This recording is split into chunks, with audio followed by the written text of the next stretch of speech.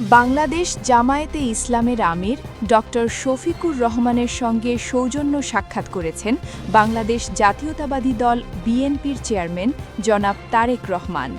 আজ রবিবার ১৫ ফেব্রুয়ারি সন্ধ্যা ৭টায় রাজধানীর বসুন্ধরা আবাসিক এলাকায় জামায়াত আমিরের কার্যালয়ে এই বৈঠক অনুষ্ঠিত হয়।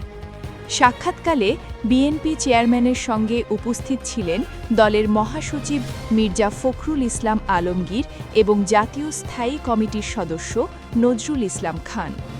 অন্যদিকে জামায়াত আমিরের সঙ্গে উপস্থিত ছিলেন দলের নায়েবে আমির ডক্টর সৈয়দ আবদুল্লাহ মোহাম্মদ তাহের এবং সহকারী সেক্রেটারি জেনারেল ও কেন্দ্রীয় প্রচার ও মিডিয়া বিভাগের প্রধান অ্যাডভোকেট এহসানুল মাহবুব জুবায়ের।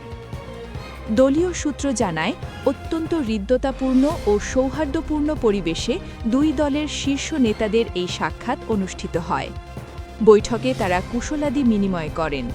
দেশের বর্তমান রাজনৈতিক প্রেক্ষাপটে দুই শীর্ষ নেতার এই সাক্ষাৎকে অত্যন্ত তাৎপর্যপূর্ণ বলে মনে করছেন রাজনৈতিক বিশ্লেষকরা।